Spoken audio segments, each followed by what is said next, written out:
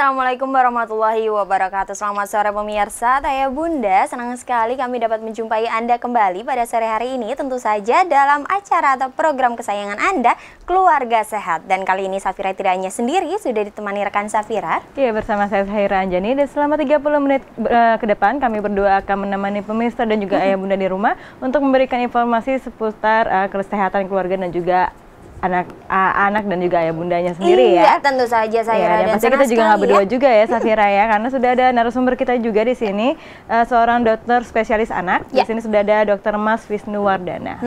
Selamat sore ayah bunda, saya Dr. Mas Wisnu dari Hermina Galaxy. Iya. Kita akan bincang-bincang ya.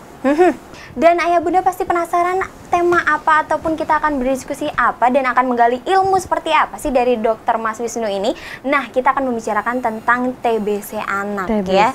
Biasanya kalau TBC ini kita mengenalnya adalah tuberkulosis atau TBC, yaitu penyakit yang memang disebabkan oleh bakteri, yaitu Mycobacterium tuberculosis. Nah, kalau bakteri ini biasanya menginfeksi organ pernafasan, Zahira, atau mungkin terutama paru-paru ya. Ini sebenarnya yang lebih dikenal masyarakat ya, Zahira ya. Kadang mungkin buah hati ataupun anak-anak yang rentan akan terkena tuberkulosis atau TBC ini. Tapi jangan salah, ketika kita usia lanjut pun ini juga tidak menutup kemungkinan akan terjangkit TBC. Ya, jadi sebenarnya TBC ini bisa terjangkit pada setiap usia juga ya, Safira. Betul jadi sekali. Setiap pemirsa juga harus lebih hati-hati gitu. Jadi tidak harus balita ataupun orang yang sudah lanjut usia. Iya, tentu saja. Nah, seperti apa pencegahannya dan seperti apa penanganannya? Lalu gejala-gejala apa saja sih yang perlu kita ketahui? Apakah buah hati Anda terkena TBC ataupun Anda sendiri, bahkan kerabat Anda? Nah, kita langsung saja nih ngobrol sama Dokter Mas Wisnu. Dokter, sebenarnya tuberkulosis atau TBC itu apa sih, dokter? Ya, tuberkulosis itu yaitu suatu penyakit yang disebabkan oleh Mycobacterium tuberkulosis. Penyakit ini ditularkan melalui percikan ludah ya, dari orang dewasa ke anak ya. Jadi sebenarnya dari dewasa ya, Dok ya? Nah, kalau dari anak ke dewasa itu anak ke dewasa tidak bisa. Mungkin kita dokter memiliki bagan tadi ya, atau gambar-gambar mungkin untuk lebih jelasnya kepada ayah bunda seperti apakah TBC itu sendiri ya, tuberkulosis. Karena memang ini. Jadi yang baju hijau ini kan orang dewasa ya. Jadi menularkan ke anak lewat percikan ludah, terus dihirup, kemudian masuk melalui saluran napas, kemudian ke paru-paru. Jadi ini sendiri maksudnya gini, Dok, si orang tuanya ini batuk gitu, jadi percikan ludahnya keluar gitu, dan si anak ini akhirnya terkena gitu si ludahnya. Kalau misalnya dia ternyata tidak terkena ludah, sebenarnya tidak apa-apa kan, Dok? Ya, cuma ya kalau tidak terkena ludah kan sulit ya, karena itu kan lewat udara ya. Dan itu ludahnya itu akan tetap di ruangan itu, apalagi kalau sirkulasi udara di rumah itu jelek ya. Berarti faktor udara. Kan sebenarnya kalau kita tidak mengetahui apakah udara ini kan sebenarnya kita hirup setiap saat ya, Dok ya. Kita tidak mengerti apakah ini yang kita hirup sehat atau tidak. Seperti itu mungkin ya, Dok ya.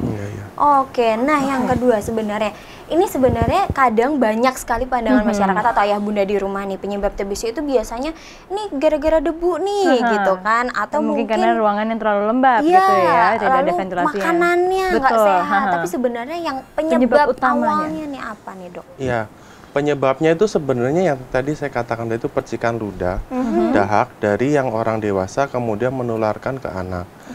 Itu penyebarannya itu melalui saluran napas, dia akan menyebar ke kelenjar getah bening, kemudian ke paru-paru, terus kemudian bisa ke kulit, pencernaan, otak, bahkan bisa juga ke saluran kemih.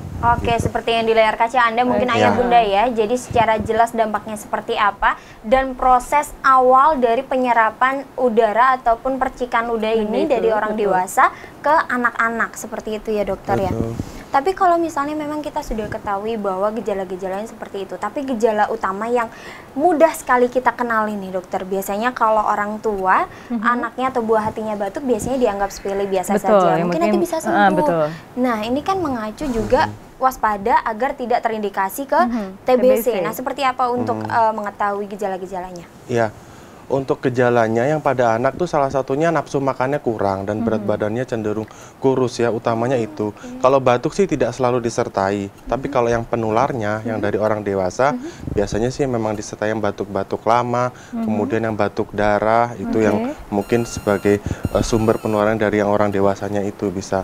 Selain itu juga yang tadi kan dari penyebarannya itu tadi bisa juga ke organ-organ lain ya selain ke paru-paru. Tadi dokter bilang batuk yang lama ya. Kira-kira itu bisa dikatakan batuk yang lama itu sekitar berapa lama dok gitu? Sehingga bisa dikatakan itu TBC gitu. Batuk lama memang salah satunya kita pikirkan TBC. Batuk lama itu dipikirkan bila batuknya itu lamanya lebih dari 2 minggu. Oh, lebih dari 2 minggu itu berarti ada kemungkinan dia terkena TBC gitu ya dok ya? Oke. Nah kalau untuk dari makanan sendiri nih dok, ini sebenarnya pengaruh nggak sih dok? Kecuali tadi ya sudah disebutkan ini memang dari penularnya sendiri, lalu lingkungannya, apakah makanan juga dok? Kalau makanan sebenarnya kayak misalnya makanan-makanan tertentu itu sih sebenarnya tidak, kecuali kalau makannya itu tidak mengandung gizi yang baik. Nah itu bisa menyebabkan tentunya berat badannya cenderung turun, jadi mudah terkena penyakit itu. Oke. Nah ini sebenarnya kan contoh kecil saja ya, seperti apa gejala-gejalanya seperti itu. Lalu nanti kita akan mengetahui bagaimana cara pencegahannya, lalu apakah langkah pertama yang dilakukan oleh orang tua. Tapi setelah yang satu ini ayah bunda ya, tetap bersama kami dalam Keluarga Sehat setelah yang berikut ini.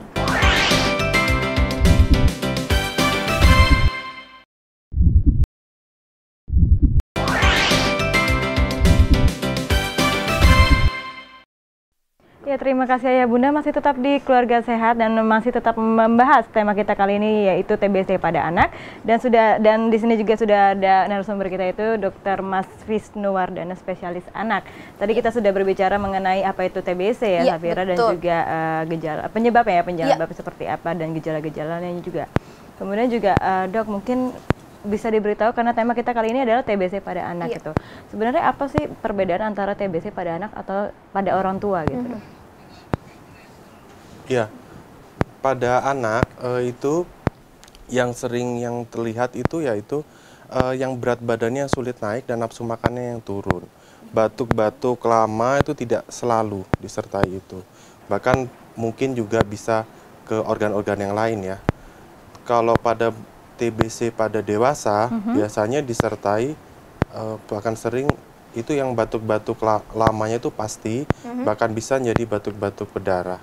Oke. Nah itu bisa kita ketahui itu bahwa batuk berdarah itu pasti selalu sama orang tua pada yang dewasa gitu dok. Yang anak kecil tidak ada kemungkinan akan batuk berdarah. Kalau yang penyebabnya tuberkulosis pada anak tidak ya. Yang tidak batuk berdarah ya. Berarti memang agak kesulitan ya untuk mengenali tuberkulosis pada anak ya sebenarnya. Kalau untuk orang dewasa kan sebenarnya langsung ketahuan dan secara awam pun kita bisa mengetahui secara langsung ya dok ya. Kalau anak itu memang yang membedakan antara batuk biasa dengan batuk TBC. Nah dok, kalau memang gejala-gejala sudah diketahui nih, lalu memang ada jangka waktu yaitu 2 minggu tadi ya dok ya, itu mengarah ke TBC. Jika memang tidak selama 2 minggu pun, apakah bisa diindikasi atau didiagnosa bahwa ini TBC seperti itu dok? Ya, sebenarnya yang utamanya itu kontak ya. Kita curiga bahwa itu ada kontak dari orang dewasa.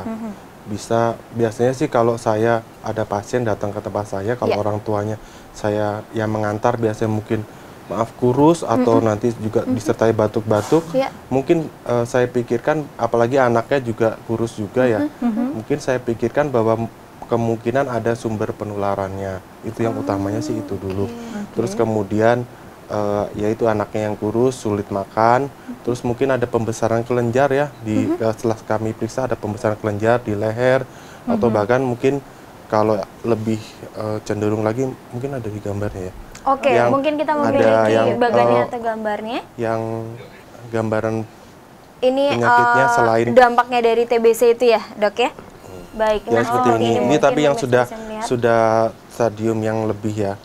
Biasanya sih cuma pembesaran kelenjar saja. Itu stadium yang memang agak tinggi ya, dok. Itu selalu di sebelah sini dok gitu? Tidak, biasanya sih pokoknya intinya pembesarannya itu agak banyak gitu, kenyal dan juga tidak sakit biasanya kalau pas waktu kita meriksa itu. Seperti benjolan saja gitu ya. Benjolan tapi agak banyak gitu. Apakah itu bisa sama dengan bentuknya kelenjar getah bening seperti itu atau lebih kan kalau tadi kita melihat ya agak memerah seperti itu ya Dok ya. Itu bedanya itu kalau yang sudah sampai TBC sampai kulit ya, sampai kelenjar ya.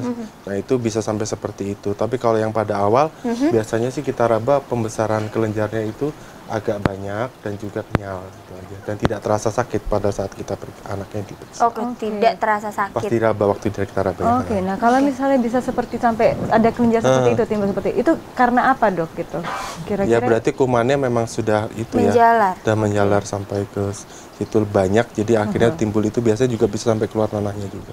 Karena kita mengetahui ya kalau tuberkulosis ini memang tidak hanya menyerang pernafasan atau saluran pernafasan sebenarnya, ataupun paru-paru, tapi memang ada tuberkulosis pada kulit juga, lalu organ-organ yang memang pada syaraf otak juga ada ya Dok ya. Nah kalau untuk perbedaannya ini Dok, apakah memang penanganannya juga pasti cukup berbeda ya Dok ya, tapi bagaimana mengetahui apakah memang kalau misalnya tuberkulosis pada syaraf ataupun pada selaput otak, ini apakah awalnya batuk juga atau tidak?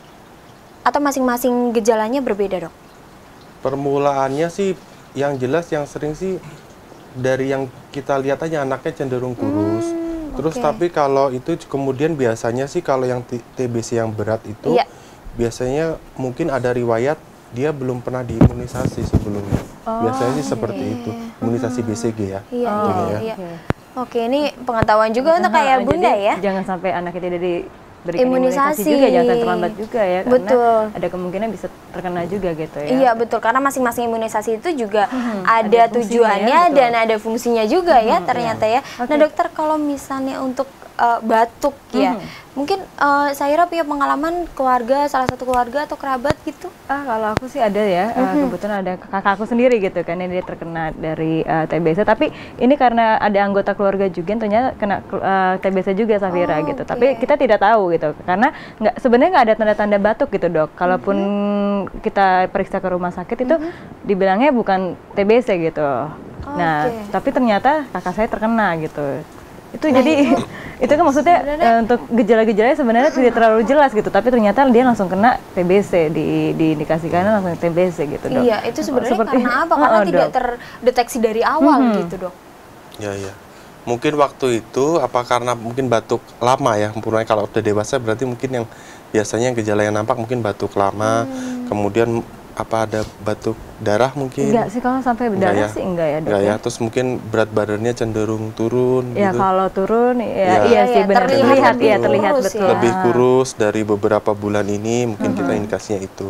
Biasanya sih kalau dewasa disertai itu, terus kemudian pemeriksaan lanjutannya paling nggak minimal kita cek dahak biasanya sih. Dicek di laborat, cek dahak 3 kali. Kalau ketemu kumannya biasanya kemungkinan sih positif. Kalau misalnya itu kan sudah terkena TBC gitu kan, dia selalu diberi obat gitu ya Dok ya. Nah itu katanya obatnya tidak boleh terputus. Betul. Gitu kan. Kalau misalnya terputus memang ada efek lain apa gitu Dok kalau misalnya terputus? Iya. Jadi obat TBC ini kan obatnya itu kan jenisnya itu kan terbatas. Jadi kalau terputus kemungkinan dia akan kebal dengan obat itu karena dia kebal jadi obat itu sehingga ya tidak sembuh gitu loh. Berarti jadi, harus mengulang dari awal lagi. Ataupun kalau dari awal dia sering terputus begitu ya kemungkinan kita ganti, terpaksa kita ganti obat jenis yang lain, obat TBC juga. Tapi pilihannya itu yang tadi yang terbatas itu, sehingga kita mestinya wanti-wanti ke pasiennya atau orang tua pasien kalau pasien anak untuk jangan sampai terputus obatnya ini. Tapi sebenarnya Dok, TBC ini atau tuberkulosis itu sebenarnya bisa disembuhkan nggak sih Dok? Karena ini harapan banyak orang tua di sana mungkin ya, karena anak-anak yang lebih rentan. Nah untuk lebih rentannya ini sebenarnya dari faktor apa Dok? Dari memang sistem imunnya itu berpengaruh apa enggak? Betul, yang lebih rentannya ya mungkin karena lingkungannya ya, mungkin kekebalan tubuhnya juga relatif lebih rendah ya dibanding yang orang dewasa, mungkin itu. Dan apakah bisa sembuh atau tidak Dok? Untuk sembuhnya ya dengan pengobatan yang rutin ya, dan juga jangan lupa untuk screening di rumah itu minimal ya, karena penyakitnya kan bisa bolak-balik pingpong gitu ya. Kalau ini sudah sembuh tapi di lingkungan di rumah itu terutama masih ada, balik lagi kena lagi. Kembali lagi. Seperti itu. Oke, ya. Safira kayaknya kita harus break dulu Iya, sebentar ya. benar banget. Nantikan kami tetap di Keluarga Sehat setelah yang satu ini Ayah Bunda.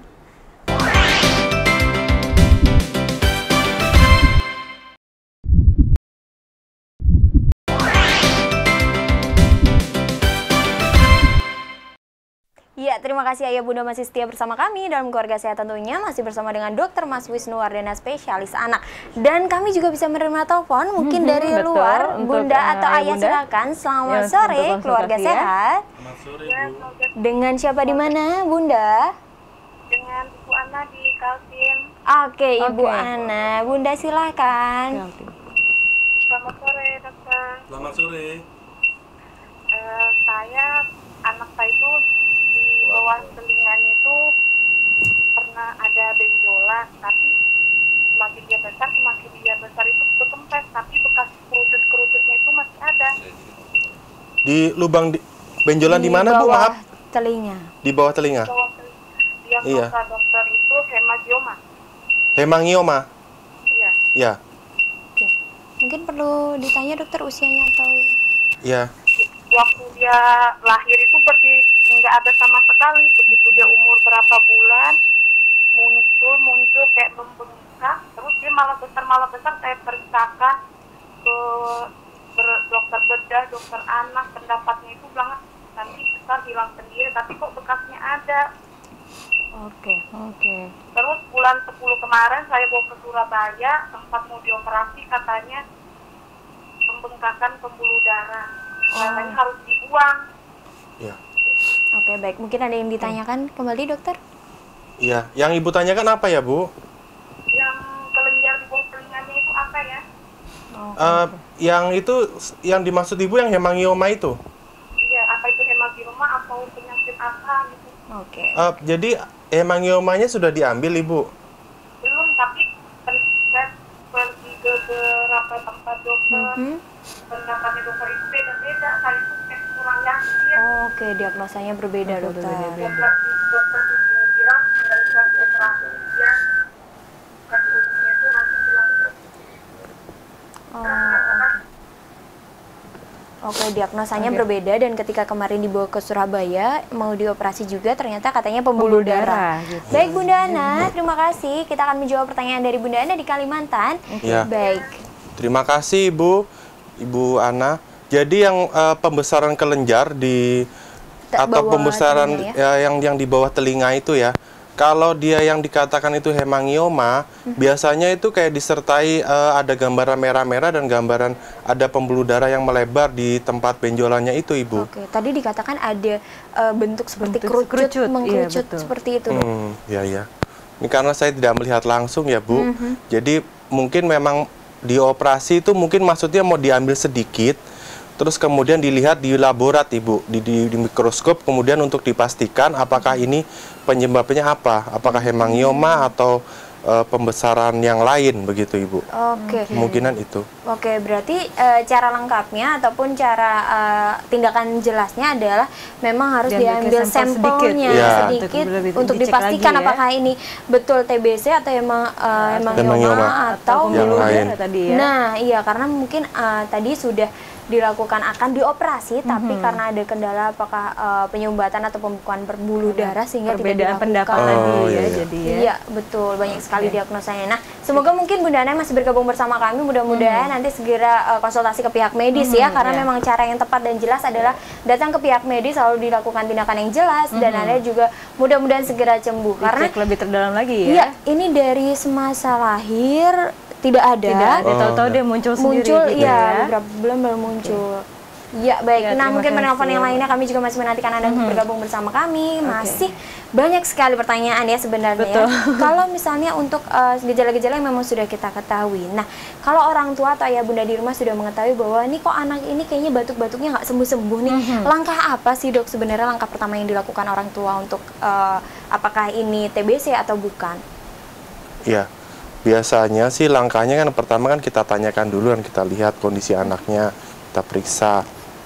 Yang pertama sih batuknya kita tanyakan, misalnya kalau batuk ya, batuknya lama, kalau lebih dari 2 minggu, kemudian apalagi disertai dengan penurunan berat badan yang banyak ya dalam sebulan 2 bulan ini, mungkin kita curiga ke arah sana.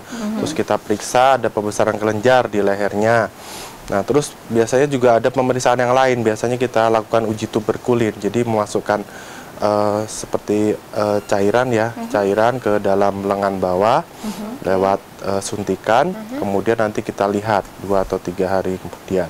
Dan juga ada pemeriksaan ronsen ya. Iya, mungkin seperti ini ya dokter ya, pemirsa dan ayah bunda juga bisa. Ini bukan, ini untuk yang imunisasi, maaf yang gambar sebelumnya. Oh, kalau ini untuk imunisasi pada ya, bayi gambar sebelumnya maaf. Oke, baik. Ini juga penularannya tadi kita sudah ungkapkan ya dokter ya. Jadi ini untuk pemeriksaan, ya ini ronsen. Sebelumnya lagi yang ya ini. Jadi yang pemeriksaan uji tuberkulin. Jadi kita masukkan lewat suntikan di lengan bawah ya. Terus kita lihat 2 atau 3 hari kemudian. Ini pemeriksaan ronsen. Ya. Oke, ya itu tadi ya. Jadi langkah-langkahnya seperti itu ya, Sabira. Nah, kalau untuk pengobatannya sendiri, Dok, untuk pengobatan TBC pada anak itu seperti apa? Apakah dia berbeda dengan TBC pada orang tua gitu? Karena kalau misalnya anak diberikan obat yang terus-menerus seperti itu kan kasihan juga gitu ya, Dok ya. Karena kan anak-anak setidaknya seperti terganggu gitu ya, seperti jadi apalagi harus tergantung pada obat itu, gitu, Dok. Ya, sebenarnya sih intinya pengobatan ini sama dengan dewasa. Tiap hari harus minum obat. Cuma obatnya ini memang ada obat namanya obatnya itu jadi bentuknya itu tablet, nanti tinggal dicairkan dalam sendok. Nah, dia nanti langsung sekali minum gitu. Dan kalau untuk banyaknya obat itu sama tidak seperti yang dewasa, Dok? Kalau untuk si anak-anak ini? Tergantung dari berat badannya kalau anak itu ya. Gitu. Oke, tergantung dari berat badan. Berarti untuk pencegahannya ataupun penanganannya dan pengobatannya pun berbeda dari dewasa dan anak ya, Dok ya. Dan biasanya selama berapa lama, Dok, jangka waktunya untuk mengonsumsi obat-obatan secara oral? Ya, kalau itu TBC paru biasanya sih 6 bulan. Nanti bulan ke-7 kita evaluasi, biasanya dicek, di ronsen kembali dan juga pemeriksaan darah ulang. Jadi kalau misalnya dia sudah bersih, tidak perlu mengkonsumsi obat lagi seperti itu kan, Dok ya. Oke, mungkin dokter bisa memberikan saran dan tips kesimpulan? Iya. Untuk ayah bunda nantinya di rumah. Mungkin yang ada di gambar ya. Jadi saran saya selain kita cek pengobatannya harus dengan baik dan juga rutin minum obat, dan juga harus di screening juga untuk keluarga, untuk mungkin ayah, ibu atau neneknya. Terus kemudian juga jangan lupa untuk kalau ada tanda-tanda seperti itu, ayah dan bunda harap pemeriksaan ke dokter. Berarti pemeriksaan secara rutin, screening untuk setiap anggota keluarga, lalu cek lab juga itu sangat penting ya. Baik, dan terima kasih dokter untuk sore hari ini menemani kita dan ayah bunda di rumah tentunya. Ya bunda juga terima kasih banyak untuk menyaksikan Keluarga Sehat, dan jangan lupa untuk langsung datang berkonsultasi dengan Dr. Mas Wisnuwardana, spesialis anak di Rumah Sakit Hermina Galaxy yang beralamat di Jalan Gardenia Raya Blok BA1 nomor 11 di Grand Galaxy City, Jawa Barat, dengan nomor telepon di 0218222525.